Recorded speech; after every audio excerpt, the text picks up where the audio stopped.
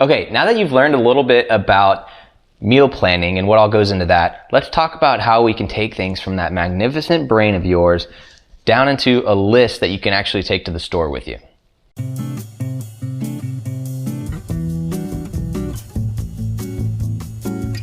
So first, start off with a blank sheet of paper.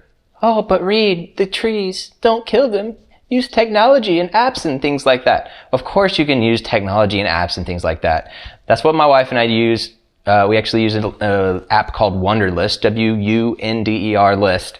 And it's a very simple one. It's basically just like a to-do list. And we have two on there. We use one for our grocery list, and then we have one that keeps track of everything in our freezer so we don't forget.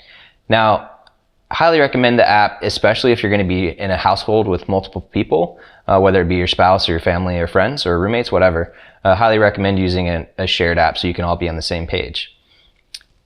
And of course, if you have Google Home or Amazon Echo, you may want to use whatever's native to them or get some kind of integration so they can link up with your favorite list making app.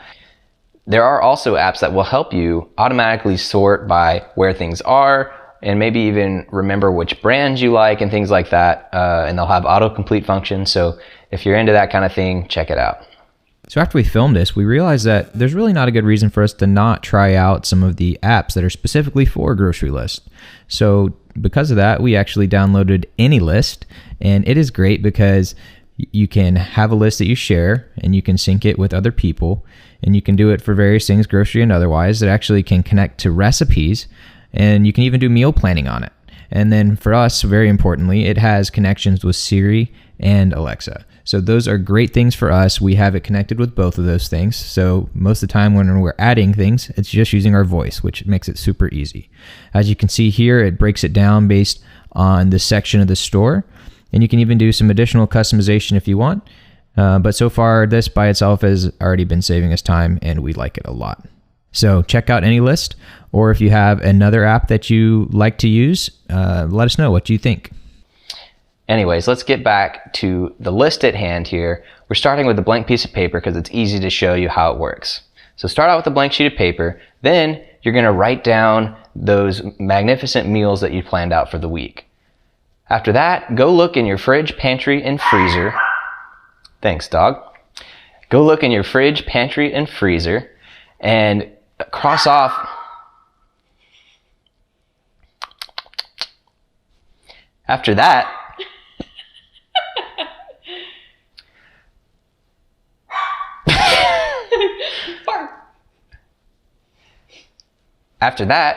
go look in your fridge, pantry, and freezer and cross off anything that you already have. While you're doing that, make sure you check out your staples and see anything that's getting low or that you've run out of. Make sure you add that to your list as well. Then what you're going to want to do is, and we recommend this, transfer that to an actual grocery list that is sorted based on where things are in your store. Now, you may be like, oh my gosh, Reed, that takes so much time and effort. I don't have the time. But what you don't realize is that 5-10 minutes it's going to take you to do that now will save you more than that in the grocery store. And if you don't know exactly where things are in your store, we'll show you some tips on that later.